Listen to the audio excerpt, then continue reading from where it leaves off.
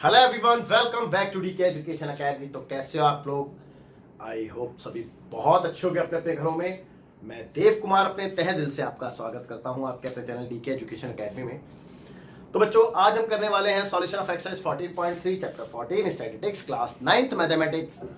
सो far हमने इसका intro upload कर दिया है और आप लोगों से गुजारिश है कि पहले आप इसका इंट्रो देखें, जिससे कि एक्सरसाइज 14.3 आपको बहुत अच्छे से क्लियर हो जाए, है ना। तो बच्चों, फटाफट से रेडी हो जाइए एनसीईआरटी बुक, नोटबुक और ग्राफ कॉपी लेके। तो स्टार्ट करते हैं अपने very first question, that is question number 1, जो कि पेज नंबर 258 एनसीईआरटी है। तो मैं क्वेश्चन को रीड करने जा रहा हूं, आप लोग ध्यान से क्वेश्चन को देखेंगे, सुनेंगे। तो बच्चों, क्वेश्चन में लिखा है a survey conducted by an organisation for the causes of illness and death among the women between the age 15 to 44 in year worldwide found following figures in percentage।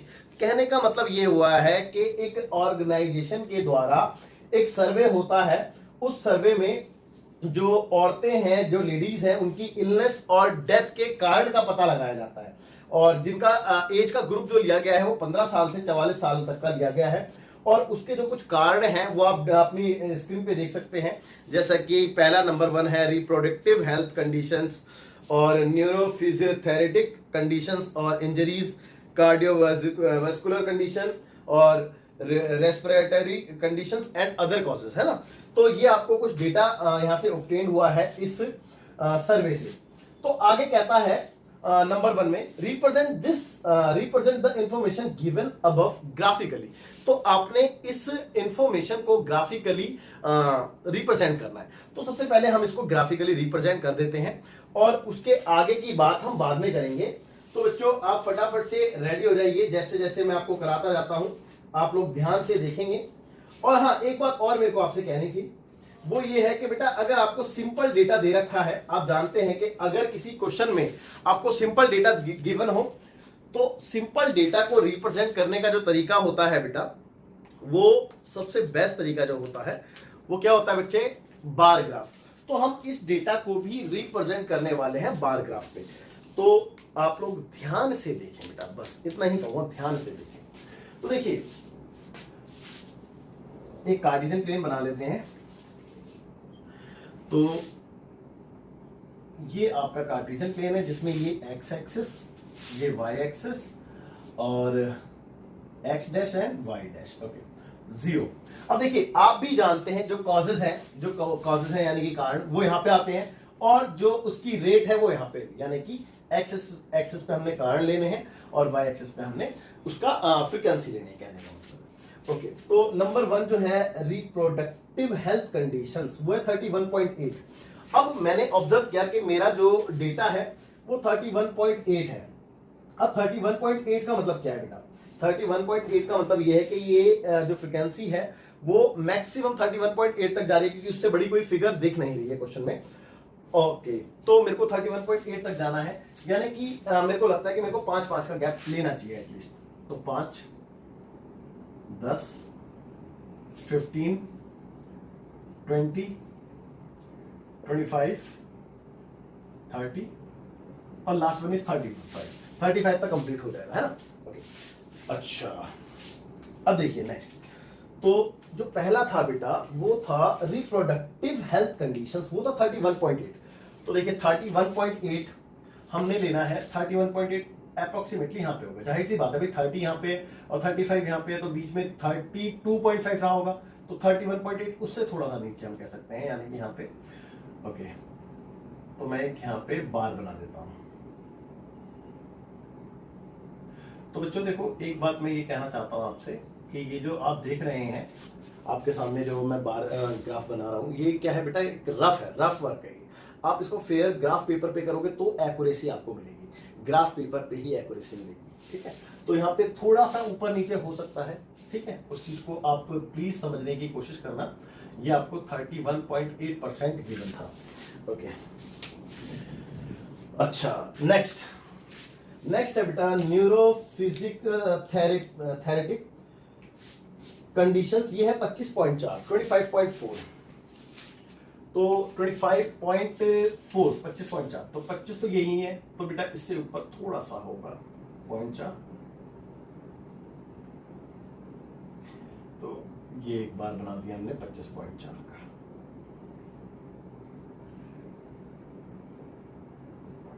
Okay अच्छा, एक बात और कहना चाहता हूं आपसे कि बेटा जब भी आप बार ग्राफ बनाते हैं तो इसमें जो ध्यान रखने वाली बात है वो ये है, एक तो जो बार की विड्थ देख रहे हैं आप, ये चौड़ाई बार की विड्थ ये इक्वल होनी चाहिए, सभी बार की विड्थ इक्वल होनी चाहिए। और दूसरी बात ये कि हर एक बार के बीच में जो गैप होता है, ये वाला गैप, ये गैप देख रहे हैं ना आप, तो ये गैप भी इक्वल होना चाहिए। आपको थोड़ा सा आगे पीछे लग रहा होगा क्योंकि बेटा ये फेयर नहीं है, रफ है, तो आप समझ सकते हैं इस बात को, बट बार के बीच का गैप इक्वल होना चाहिए और विड्थ भी हमेशा इक्वल होनी चाहिए, है ना, इस बात का आप ध्यान रखेंगे।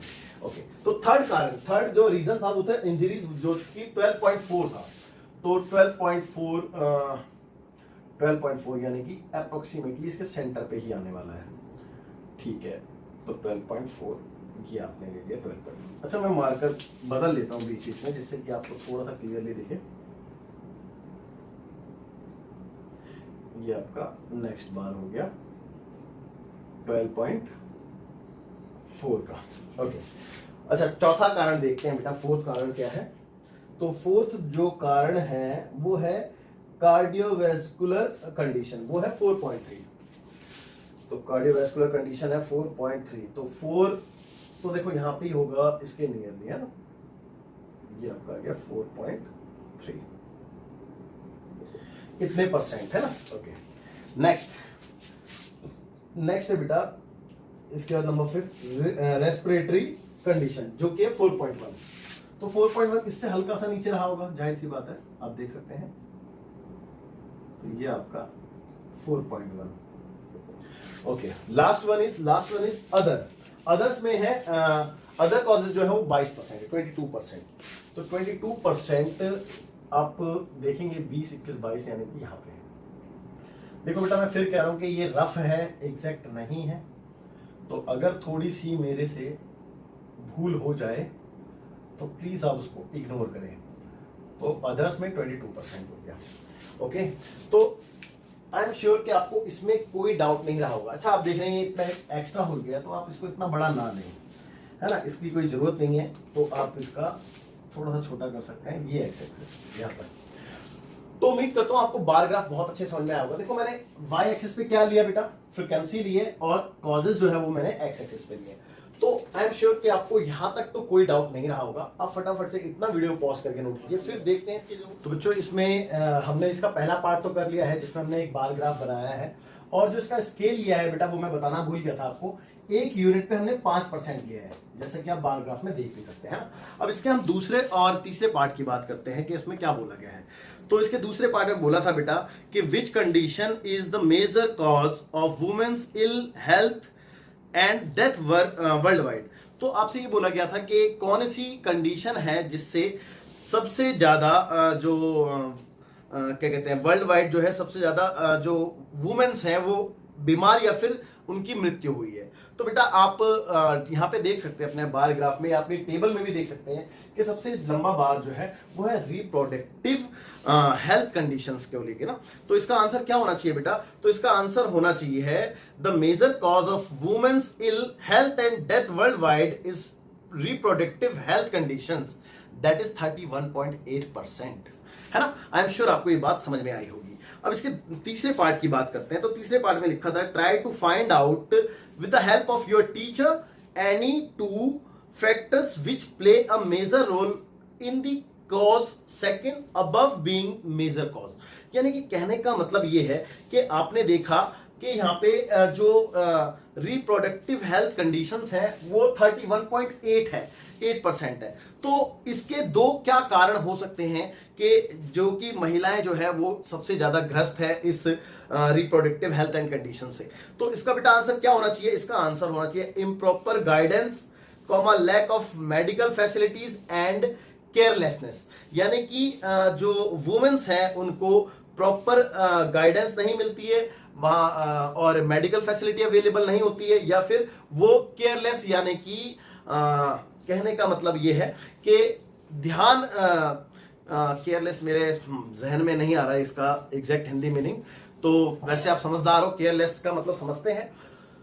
तो बच्चों कहने का मतलब ये था कि आपको बोला गया था कि कोई दो कारण बताओ कि ये इतना हाई पे क्यों है, इतना पीक पे क्यों है। तो उसके दो कारण यही हो सकते हैं कि एक तो इम्प्रॉपर गाइडेंस मैंने बता दिया, एक लैक ऑफ मेडिकल फैसिलिटी बता दिया, एक मैंने केयरलेस बता दिया, एंड केयरलेस है ना। तो मैंने आपको दो की जगह तीन कारण दे दिए हैं, आप चाहो तो इनमें से कोई दो भी लिख सकते हो। तो उम्मीद करता हूं कि ये क्वेश्चन आपको समझ में आया होगा और आप अब फटाफट से वीडियो पॉज करके नोट। तो बच्चों देखते हैं क्वेश्चन नंबर 2 जो कि सेम पेज 258 एनसीईआरटी है। तो मैं क्वेश्चन को रीड कर रहा हूं, आप लोग ध्यान से सुनेंगे इसको। तो क्वेश्चन में बेटा लिखा है the following data on the number of girls to the nearest 10 per 1000 boys in different sections of Indian society in given block। तो जो आपको डेटा दे रखा है वो आपको गिवन ब्लॉक आप देख सकते हैं अपनी स्क्रीन पे। तो डेटा दे रखा है आपको कुछ सेक्शंस और नंबर ऑफ गर्ल्स पर 1000 बॉयज, यानी कि 1000 बॉयज के कंपैरिजन में आपको डेटा दे रखा है। तो जैसे कि आप देख रहे हैं अपनी स्क्रीन पे, शेड्यूल कास्ट यानी कि एससी जो है वो 940 गर्ल्स हैं, लेकिन 100 बॉयज के कंपैरिजन में, 100 बॉयज के कंपैरिजन में। सिमिलरली एससी के बाद एसटी है 970, फिर नॉन एससी एसटी है 920, बैकवर्ड डिस्ट्रिक्ट है 950, नॉन बैकवर्ड डिस्ट्रिक्ट्स है 920, रूरल और अर्बन एंड सो ऑन, है ना, इस तरीके से। तो आपसे बोला गया है कि number 1 represent the information above by a bar graph. तो आपने इस इंफॉर्मेशन को बार ग्राफ से रिप्रेजेंट करना है। तो चलिए सबसे पहले हम बार ग्राफ ही बना लेते हैं इसका एक। तो बार ग्राफ बनाना बेटा कोई बड़ी बात नहीं है, आप जानते हैं। ओके, तो ये आपकी एक्स एक्सिस हो गई और जो मैंने स्टार्ट किया है, अच्छा अगर आप ध्यान से देखें अपने डेटा को, तो मैं देख रहा हूं कि 940, 970, 920, 950, 920, 930, 910, यानी कि लगभग 910 से लेकर के 970 आई थिंक हाईएस्ट गया है। तो अगर मैं 10-10 का गैप ले लेता हूं तो कोई बड़ी बात नहीं है यहाँ पे, है ना। तो मैं एक काम करता हूँ, ये 900 से मैं स्टार्ट कर रहा हूँ। लेट्स सपोज ये 900 है, ये 910, 20, 30, 40, 50, 60, 70 और एक एक्स्ट्रा ले लिया तो 80। तो इतना नंबर जाने की जरूरत ही नहीं है, यहीं पे एंड कर देते हैं। ओके, अब देखिए नंबर 1, 2, 3 एंड सो ऑन की अगर मैं बात करूं, तो जो पहला था शेड्यूल कास्ट का वो था 940 बेटा। तो 940 जैसा कि मैंने आपको बताया कि अब सबसे पहले तो देखो ये क्या बना रहे हैं, बार ग्राफ बना रहे हैं। इसमें स्केल क्या लिया है हमने, इसमें स्केल हमने लिया है कि 1 यूनिट इक्वल टू कितना है बेटा, 10 है ना। 1 यूनिट पे 10 है, आप देख सकते हैं। ओके, अब बार ग्राफ की बात कर रहे हैं। तो बच्चे पहला था एससी का 940 आपका ये रहा। तो ये एक बार यहां पे हम बना देते हैं। ये किसका है बेटा, 940 एससी का, है ना, 940। अच्छा, इसमें एक बात ध्यान रखना, मैं पहले भी बता चुका हूं, पहले क्वेश्चन में, दूसरे में बता रहा हूं कि एक तो बार के बीच का गैप, आप ये मान लो कि बार के बीच में भी गैप 1 यूनिट का रखना है और बार भी आपने 1 यूनिट का ही बनाना है, तब आप कभी गलती नहीं करोगे, है ना। ओके, अब आगे कहता है कि शेड्यूल ट्राइब जो है वो है एसटी यानी कि 970। तो 970 ये आ गया आपका 970।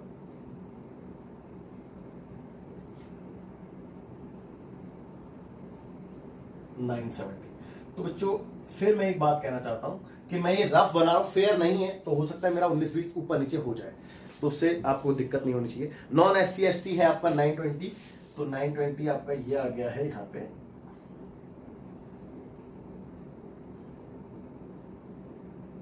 ओके, उसके बाद 920 के बाद 950 जो है वो बैकवर्ड डिस्ट्रिक्ट है। तो 950 ये रहा, ये आपका 950।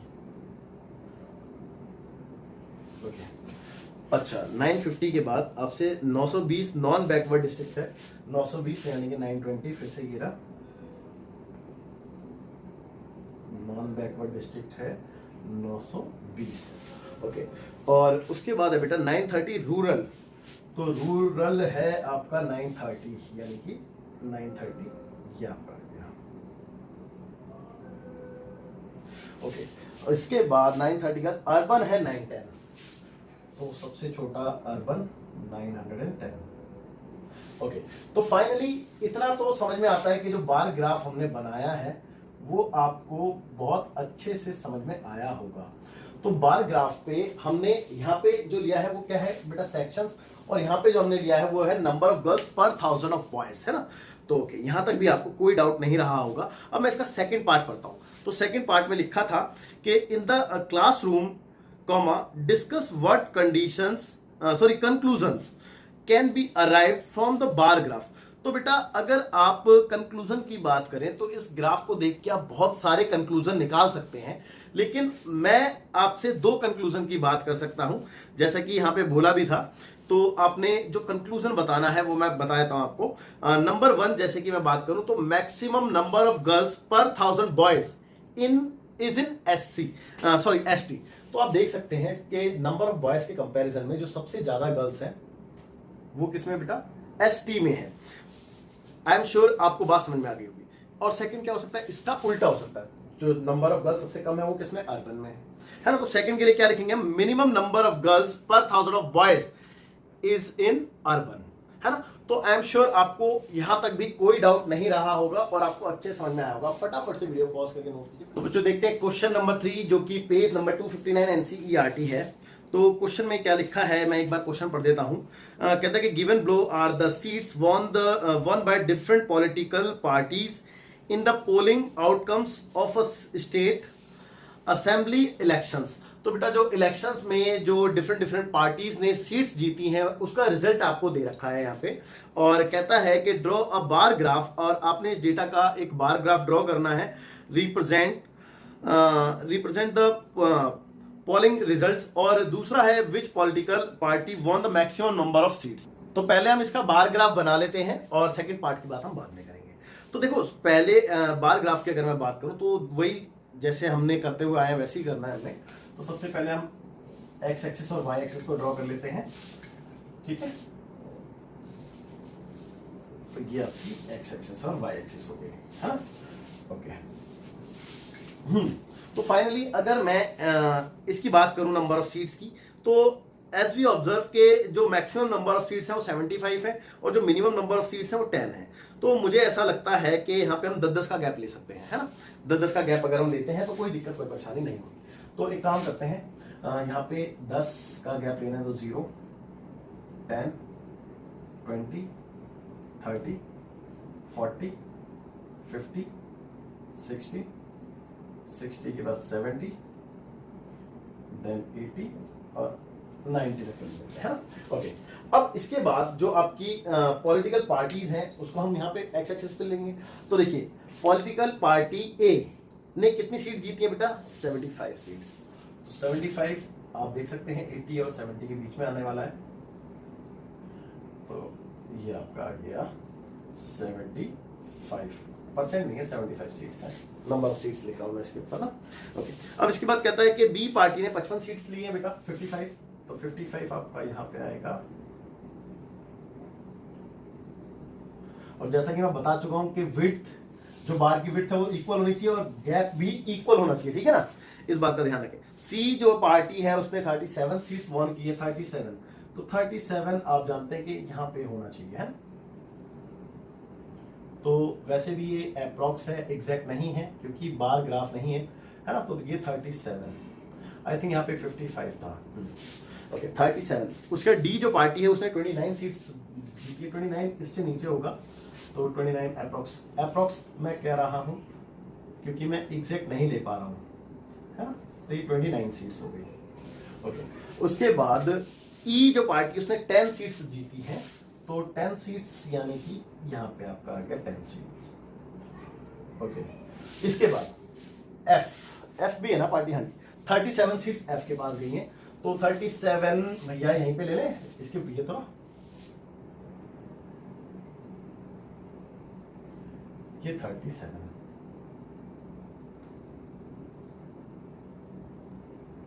ओके। तो आई एम श्योर यहां तक तो आपको कोई डाउट नहीं रहा होगा क्योंकि बार ग्राफ आप जानते हैं वैसे भी बहुत इजी है और हम 3-4 ग्राफ ऑलरेडी कर चुके हैं, तो कोई दिक्कत नहीं है। तो स्केल यहाँ पे जो हमने लिया है वो लिया है बेटा 1 यूनिट पे 10 है ना। नंबर ऑफ सीट्स जो है वो 10 है, 10 नंबर ऑफ सीट्स लिए 1 यूनिट पे।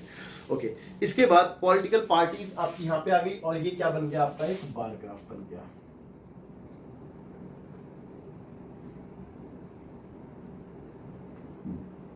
अच्छा, अब इसमें एक क्वेश्चन बोला था, इसका सेकंड पार्ट था, कहते हैं कि विच political party won the maximum number of seats. तो बेटा आप खुद भी इसका आंसर दे सकते हैं कि इनमें से कौन सी पार्टी है जो सबसे ज्यादा सीट्स जीती है। बेटा पहली तो है और पहली ए पार्टी है बेटा, तो हम इसका आंसर देंगे a party won the maximum number of seats that is 75।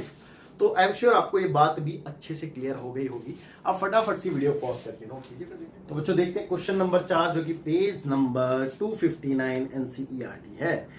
तो क्या कहता है क्वेश्चन में लिखा है the length of 40 leaves of a plant are measured correct to 1 millimeter and the obtained data is represented in the following table। तो कहने का मतलब ये है कि आपको 40 लीव्स की लेंथ दे रखी है, लेंथ का डेटा दे रखा है उसको मिलीमीटर में, ठीक है ना। तो लेंथ आप देख सकते हैं और नंबर ऑफ लीव्स आप देख सकते हैं अपनी स्क्रीन पे। और आगे बोला गया है कि draw a histogram to represent the given data.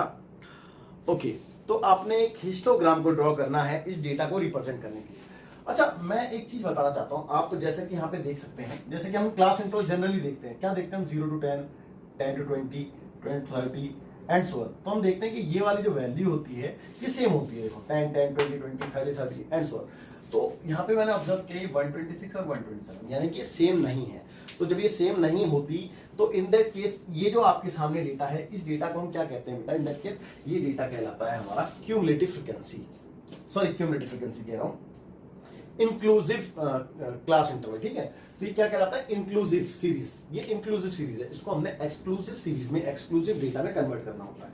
तो मैं इस डेटा को रीराइट करके दिखाऊं, तो मैं यहाँ पे क्लास इंटरवल से डिनोट कर देता हूं। तो बेटा आपने इसको रीराइट करके कैसे लिखना है, देखिए इन दोनों के बीच में गैप देखते हैं, गैप 1 का है, 1 का हाफ कर देते हैं, हाफ करने का तरीका दूसरे डिवाइड करो तो 0.5 आता है। 0.5 पहले वाले में से माइनस करेंगे और दूसरे वाले में प्लस करेंगे। तो पहले में से माइनस किया तो 117.5 और इसमें प्लस करेंगे तो 126.5, इसमें से माइनस करेंगे तो 126.5, इसमें प्लस करेंगे तो 135.5, इसमें माइनस करेंगे तो 135.5, इसमें प्लस करके 144.5, देन 144.5, 153.5 एंड सो ऑन। तो 153.5, 162.5, ओके 162.5, 171.5 और 171.5 से 180.5, बाकी इस पे कोई चेंज नहीं आता है ना। अब हमने जो डेटा है अपना वो कुछ इस तरीके से उसको रीराइट कर दिया है ना। तो ये फ्रीक्वेंसी हो गई और ये उसका क्लास इंटरवल हो गया। अब मैं इस पे इजीली हिस्टोग्राम ड्रॉ कर सकता हूं। अब हमें कोई दिक्कत, कोई परेशानी नहीं होनी है हिस्टोग्राम ड्रॉ करने में। तो देखिए अब मैं इस पे हिस्टोग्राम ड्रॉ करने वाला हूं और आप लोग इस चीज को ध्यान से देखेंगे। तो बेटा ये जो डेटा आप देख रहे हैं ये कहां पे आता है, क्लास इंटरवल में, है ना। क्लास इंटरवल, तो ये क्लास इंटरवल कहां पे रिप्रेजेंट करते हैं, एक्स एक्सिस पे। तो देखिए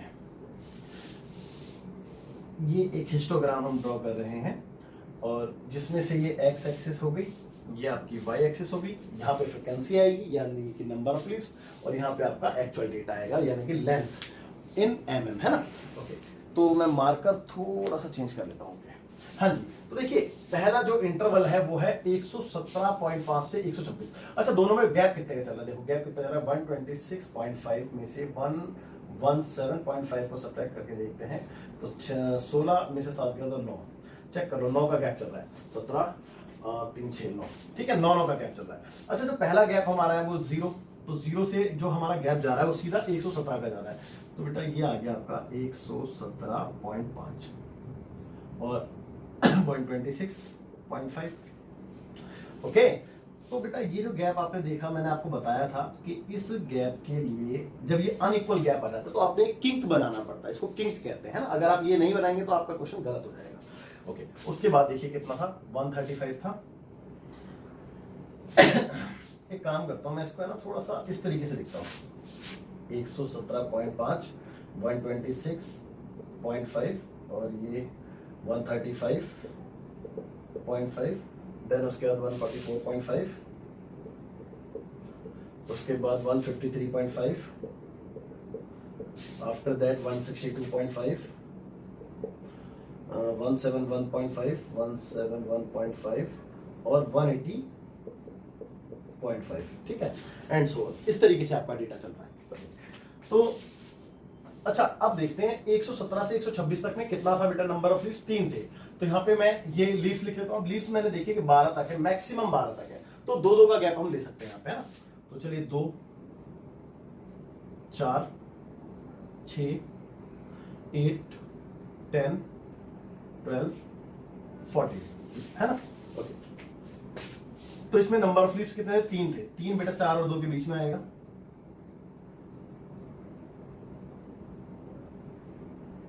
आई एम श्योर आपको डाउट नहीं होना चाहिए, है ना, 3 आ गए नंबर ऑफ लीव्स, ठीक है। इसके बाद अगले वाले इंटरवल में 5 थे, चेक कर लो। 126 से 135 में, 126 से 135 में 5 है, तो 5, 4 और 6 के बीच में आएगा।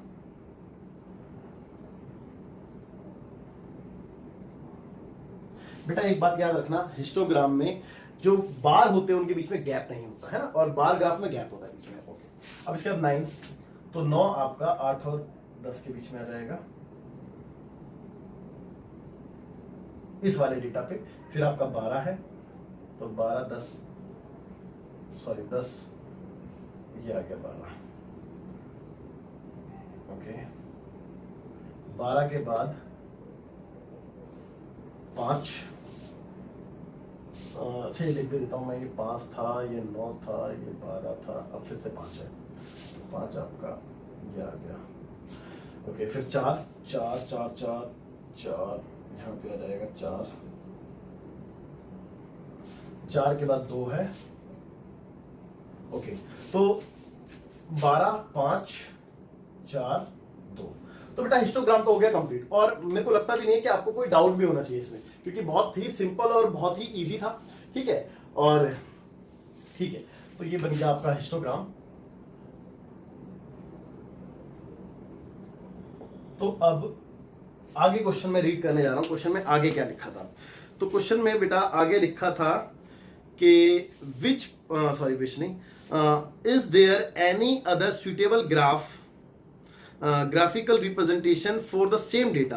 तो आपसे पूछा गया था कि क्या इस डेटा को आप किसी और ग्राफ पे भी प्लॉट ड्रॉ कर सकते हो। यस, हम इसको ड्रॉ कर सकते हैं बेटा फ्रीक्वेंसी पॉलीगन पे। तो इसका आंसर क्या लिखेंगे बेटा, yes we can do it by frequency polygon.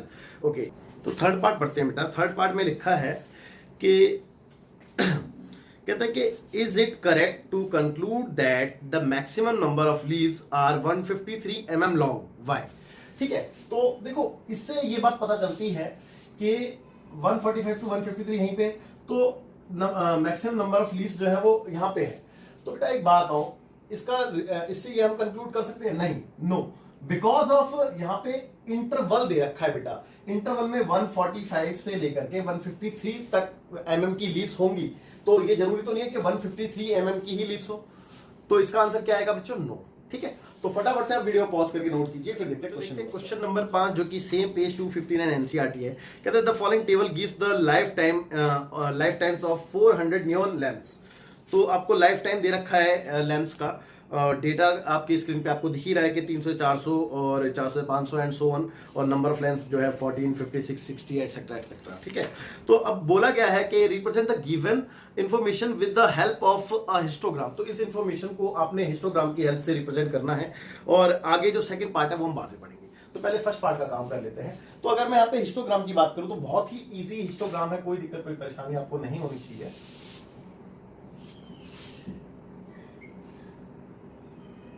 Okay, तो देखिए जो डेटा है वो 300, यानी क्लास इंटरवल यहां पे आता है। तो लेट्स से ये 300, 400, 500, 600, 700, 800, 900, 1000 और एक एक्स्ट्रा ले ले तो 1100, इतना इनफ रहेगा, है ना। ओके, अच्छा, इसके बाद यहाँ पे देखो 100 का इंटरवल चल रहा है, लेकिन यहाँ पे 300 का इंटरवल है, तो यहाँ पे आपको किंक बनाना पड़ेगा। मैंने आपको जैसे कि बता भी रखा है बहुत बार, है ना। ओके, अब यहाँ पे आपने नंबर ऑफ लैंप्स यानी कि उसकी फ्रीक्वेंसी लेनी है। तो फ्रीक्वेंसी एज वी ऑब्जर्व कि जो मैक्सिमम फ्रीक्वेंसी थी वो 86 थी, और जो मिनिमम है वो आई थिंक 14 है, यानी कि 10-10 का गैप लेना मेरे ख्याल से उचित रहेगा। तो 10-10 का गैप ले लेते हैं। तो 10, 20, 30, 40, 50, 60, 70, 80 और ये 90 बाई एक्सेस पे है ना, ये एक्स एक्सेस होगी। ओके, अब देखिए फटाफट से देखेंगे बेटा, पहले इंटरवल में 14 है, तो पहले इंटरवल 300 400 में 14 देखो मैं ऑन एन एवरेज ले रहा हूँ 14, ठीक है, एग्जैक्ट नहीं बता सकता यहाँ पे, ठीक है, 14 मैंने ले लिया। ओके, उसके बाद है 56 यानी कि लगभग यहाँ पे रही होगी, तो 56 ये 56 आ गया। ओके, उसके बाद बेटा 60 इससे भी थोड़ा सा ऊपर ले लो, ये आपका 60, देन उसके बाद 86 आपका यहाँ पे अप्रोक्सीमेटली 86, देन उसका 74, तो 74 अप्रोक्सीमेटली यहाँ पे आएगा बेटा 74। ओके, 62 लगभग यहाँ पे आ जाएगा, ठीक है, 62 हो गया। 48 फाइनली 48 50 के नीचे आएगा थोड़ा सा, तो ये 48। आई एम श्योर कि यहां तक भी आपको कोई डाउट नहीं रहा होगा, बहुत इजी था, है ना। ओके, हिस्टोग्राम बनाने के बाद आपसे बोला गया है, क्या बोला गया है, अच्छा ये ना, कहते हैं how many lamps have a life time of more than 700 hours, तो ऐसी कितनी लैम्प्स हैं जिसका लाइफ टाइम जो है वो 700 घंटों से जाता है। तो देखो यहां से अगर मैं देखूं तो ये जो लैम्प्स हैं इनका जो लाइफ टाइम है वो 700 से 800, 800 से 900, 900 से 1000, यानी कि सभी का 700 से ज्यादा है। तो अगर मैं इन चारों को प्लस कर दूं तो मेरा आंसर आ जाएगा, है ना। तो जो सेकंड पार्ट का आपको आंसर मिलने वाला है वो आप इनको प्लस कर देंगे सबको, और कुछ नहीं, सिर्फ और सिर्फ आपने इतना करना है। तो चलो मैं ये प्लस करके भी बता देता हूं आपको। तो number of lamps having life, number of lamps having life more than 700 hours equal to 74 plus 62 plus 48। तो कितना हो गया देखो, 8 4 12 13 14, 14 का 4 कैरी हुआ 1 और 6 4 10 10 और 7 17 17 और 1 18, यानी कि 184 लैम्प्स हैं जिनका लाइफ टाइम जो है वो 700 आवर्स से ज्यादा है। तो उम्मीद करता हूं कि आपको बहुत अच्छे समझ में आया होगा। और इस एक्सरसाइज में टोटल 9 क्वेश्चन है, जिसमें से हमने 5 कंप्लीट कर लिए हैं आज के पार्ट में। तो बचे हुए 4 जो हम वो है क्वेश्चन वो हम नेक्स्ट पार्ट में कंप्लीट करने वाले हैं। तो इसी क्वेश्चन के साथ आपसे विदा लेना चाहता हूं। सो समय हो चुका है आपसे अलविदा करने का। सो बाय बाय, टेक केयर, जय हिंद।